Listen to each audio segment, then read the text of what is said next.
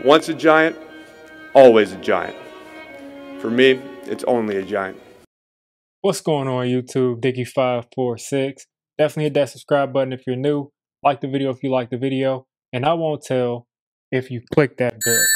But let's go ahead and get into this. Alright, so we got some pretty, I wouldn't say news. Some of this stuff is old, but there was pretty much an expose written on not only just Dave Gettleman. It's kind of propped up to be just about Dave Gettleman, but it's about pretty much leadership of the Giants for the past 6, 7, 8 years maybe.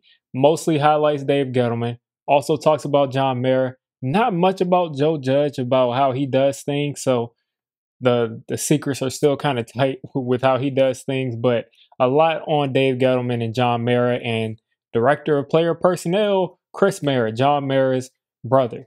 So that's one of the bigger jokes of this franchise is that we have John Mara's younger brother running Director of Player Personnel, and he's not a scout. He didn't play football. He knows nothing about what he's doing, yet he's making executive decisions.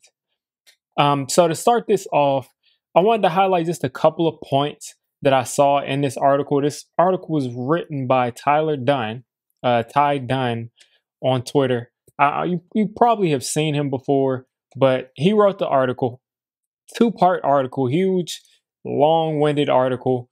And it started off talking about what was happening before Dave Gettleman got there. And when he got there, they pretty much described Dave Gettleman as a jerk. And, you know, he's a know-it-all. Everything that pretty much everybody would think that people would say about Dave Gettleman. Talked about how he pretty much changed the entire scouting department.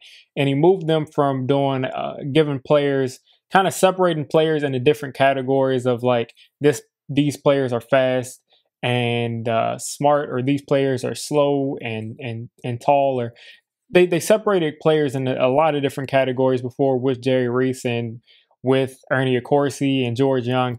But Dave Gettleman pretty much came in and just changed that and said, instead of you writing open-ended reports about these players, you're going to just be writing what their grade is and move it from there. You're going to write what their weaknesses are, what their strengths are, and it's just going to take it forward from there. So Dave Gettleman changed pretty much how the scouts did everything, which, I mean, if the scouting was bad before, and that's why you're there as a new GM, I'm not going to be mad at Dave Gettleman for changing the scouting. I don't see how that's that big of a deal. Some of the stuff in this article was really kind of just reaching, and they were just trying to smear his name. But that's pretty normal when you go into a new company and you're supposed to be the agent of change and you bring new things. I would think that would happen. But anyway, he changed how the scouts did things. He kind of fired back on the way things were done. They talked a little bit about Jerry Reese and said that they didn't say if Reese was in on it, but they did say that Ben Mcadoo wanted to replace Eli Manning with Patrick Mahomes. And I'm going to go ahead and just say that is fact now. I'm going to say that's fact because we've heard now for years that Ben Mcadoo was just infatuated with Patrick Mahomes, and that he thought that he reminded him a lot of Brett Favre. So he was a guy that really was interested in Patrick Mahomes. And I'm going to go ahead and say that's fact because I've been hearing it for years and years now. So that's something he wanted to do. Now, would Patrick Mahomes be the same player if he was on the Giants with that horrible offensive line? I'm not sure. But he was someone who wanted to replace Eli at that point in, 2017? 2017, before the year after we made the playoffs and didn't win. He wanted to replace Eli in 2017. We ended up instead getting Brandon Marshall and not doing what we thought we were supposed to do. We ended up taking Evan Ingram, I think, that year. And we saw how that figured out. So I'm sure a lot of people would trade Evan Ingram for Patrick Mahomes. So we didn't get Patrick Mahomes that year. He wanted to trade up for him. Again, I'm not sure if that would have worked, but I feel like we'd be in maybe a better situation. He probably wouldn't be that top flight quarterback, but who knows? I mean, if you're that good, you're that good. Other than that, it was pretty much just a power struggle about these people, most of the people in the organization, not including John Mara and other leadership like Chris Mara. A lot of these people just wanted to get rid of Eli Manning. I was someone who was supporting him. I thought that he had some more years left. I thought we just had to put an offensive line there to help him out a little bit. But most of the Giants building did not believe that he had more time left, and they wanted to move on in 2017, I think as early as 2016. But of course, John Mara pushed back, Chris Mara pushed back, leadership in general just pushed back on that, and pretty much all of the scouts. And this is, mind you, I got to provide some more context. The scouts are pretty much the people who were interviewed to make this article. So of course the scouts are always going to seem like they were just the perfect scouts and they weren't making any mistakes as far as evaluating personnel. Everything on their board was just magic, and they didn't do anything wrong. So just keep that in mind, that some of it is probably a little bit over exaggerated, but they were saying that the scouts wanted to move on from Eli Manning as early as 2017. Now, when you look forward from there, Jerry Reese was fired after he tried to bring in all those players, and they bring in Dave Gettleman, and he's talking to them, and it seems like most of them wanted him. Most of these new scouts, most of these scouts that he had on the roster, on the scouting roster, I guess, that were still from the previous regime, most of those guys wanted to take either Bradley Chubb or Quentin Nelson. A lot of Giants fans wanted Quentin Nelson. I wanted Quentin Nelson, but a lot of Giants fans too wanted Saquon Barkley. Either way, Dave Gettleman pretty much just ignored those scouts, didn't want to hear what they had to say. It was said that Bradley Chubb had the highest grade, or he was just tied with Saquon for the highest grade on the board. And for some reason, they said that the draft board, for some reason, they went back and looked, and all of a sudden, Bradley Chubb has a higher grade than Saquon did. So, I mean, other way around, all of a sudden, Saquon has a higher grade than Bradley Chubb did. And of course, Dave Gettleman says, well, he's the highest player on our board, so we're going to take him. So obviously, Dave Gettleman went back and changed it. Second round, they said that a lot of scouts wanted to go ahead and go Chubb and then Nick Chubb second round, or Quentin Nelson and Nick Chubb second round. Instead, we took Will Hernandez. But again, I'm not going to be completely biased and just say Dave Gettleman messed this pick up, because people were celebrating. Analysts, fans, everybody was happy that we got Will Hernandez. We thought that he would be a Pro Bowl caliber guard. He was so powerful in the run game. I mean, we thought that he would just be a road grader and be that offensive lineman on our team for the next 10 years. It didn't work out, but Dave Gettleman ended up choosing him and Saquon Barkley in the first round instead of taking Quentin Nelson and Nick Chubb in the second round. But that's a lot of revisionist history, and it's kind of impossible to know that, that Nick Chubb will be as good as he was in the second round, and that Will Hernandez wouldn't be, as good as we all thought that he would be. He's really playing bad right now. But moving forward, 2019 was the year that Dave Gettleman was ready to get his guy. Dave Gettleman was all set to get Justin Herbert. The scouts agreed with him. They all wanted Justin Herbert. And of course, he went back to school to play that third or fourth year with his younger brother at Oregon. And we missed out on Justin Herbert. So instead of playing it safe, maybe trading the pick, taking Josh Allen, the pass rusher, instead of that, we took Daniel Jones. And again, I was convinced after that rookie year. I thought he played well. But we ended up taking Daniel Jones that year. This is where it starts to get a little bit spicy right here, this 2019 first round. Second pick, Dexter Lawrence. I still do not like the logic behind that pick. I think Dexter Lawrence is a good player, but at 17, you have to get an impact player, and a defensive tackle is not it.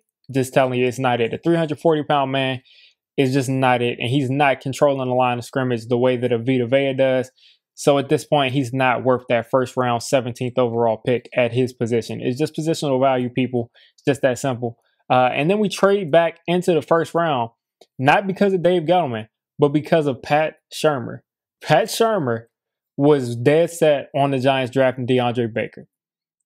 Dave Gettleman said he didn't like DeAndre Baker because of the lack of work ethic. They talked to his college coaches. They said he doesn't want to work. He was working out at places before the draft. They said he didn't show up most of the time to work out. He was just known for not wanting to really put in any kind of work and not really showing that he cared about the game. But Pat Shurmur was so dead set on taking him that we ended up with DeAndre Baker in the first round. And pretty much everybody but Pat Shurmur did not like that pick. And we saw how that ended up working out. So part of this stuff is Pat Shurmur's fault. DeAndre Baker was a red flag before, even more than we thought. And Pat Shurmur was dead set on it happening. And then, of course, he called him out in front of everybody. And, you know, it goes on and on. Then 2020, Andrew Thomas was a Jason Garrett pick. Who would have thought that Jason Garrett was the reason that we probably have our left tackle of the future? Andrew Thomas was a Jason Garrett guy. He said that this guy reminded him of Tyron Smith, and that was that. He was not, you know, backing off of that. And I think I have to be fair. Andrew Thomas looks really good. So Jason Garrett, kudos to you for getting us probably a 10-year Pro Bowl left tackle, in my opinion. Second round pick. They tried to demean it. They tried to demean the Andrew Thomas pick too, but I think they said we should have taken Wirfs and we should have taken Winfield. But I believe that the Andrew Thomas pick was well worth it, and I believe that the McKinney pick was worth it. Now, we'll see if they end up being better than Wirfs and Winfield, but Tristan Wirfs does not play left tackle. We don't know how he plays left tackle, and he plays with Tom Brady, who gets the ball out quickly, who knows how to maneuver around the pocket. So Andrew Thomas and Xavier McKinney, I think, were good picks, but you could also give some of that credit to Joe Judge. But at the end of the day, this all just goes back to management. It seems that the undying faith and the undying belief that we had to push forward with Eli Manning, even when it stopped making sense, and then we start to collapse and just say, now we're just going to take the first guy we have on our board to replace Eli Manning. That's how we ended up in this position. We said we want to win with Eli. We said we want to take Saquon Barkley, and then we want to take Evan Ingram or the year before. All of this is a delay. I mean, looking back on it, because the situation we were in with not having an offensive line, it seemed that Eli wasn't going to be able to play in that position anymore without an offensive line. So probably Eli's last good year was 2015, as far as like stats. So if you get rid of him after that year, or if you get rid of him after that first time in 2016 where the offense was abysmal, then you'd have Patrick Mahomes, you'd have Deshaun Watson, you'd have one of those guys, maybe you'd have Mitch Trubisky. But you'd be looking at one of the top quarterbacks in the league. With Patrick Mahomes, and who knows what happens with Deshaun Watson if he gets into the same trouble in New York as he would down there. I have no idea. But it seems like we were zeroed in on Patrick Mahomes, and who knows what happens from there. Then 2018, who knows what we're picking. There's a lot of things that change and move around that could be different. But it seems like at the end of the day, this is my most important thing that I almost left out of this video. Chris Mara, Director of Player Personnel, John Mara's little brother. We were on the brink of signing Russell Okung, a good left tackle, back when we had no linemen. And you know why we didn't sign him? Because Russell Okung's old agent called Chris Mara an a-hole. So because of that, because this player's old agent called him that, he said we're not signing him. So just things like that are why this team will not be able to succeed until we start to move this power away from the Mara family and let someone else step in. That's why I was excited to see that they might let Phil Simms step in and be that president so he can make all the football decisions. Because right now the Maras are stumbling and it's becoming a big joke.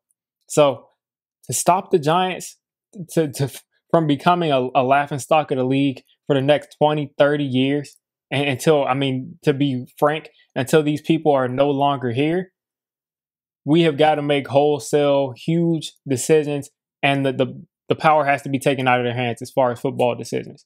So you let me know what you're thinking of the state of the Giants. Let me know if you're surprised by anything I kind of covered today in this video, and have a great rest of your day. If you made it this deep into the video, come on, just hit the subscribe button. I make Giants content primarily, draft content secondarily, and during the season, I'm going to be doing a lot of reacting to pretty much most of the NFL games and everything NFL. So if you made it this deep, go ahead and join the D6 squad.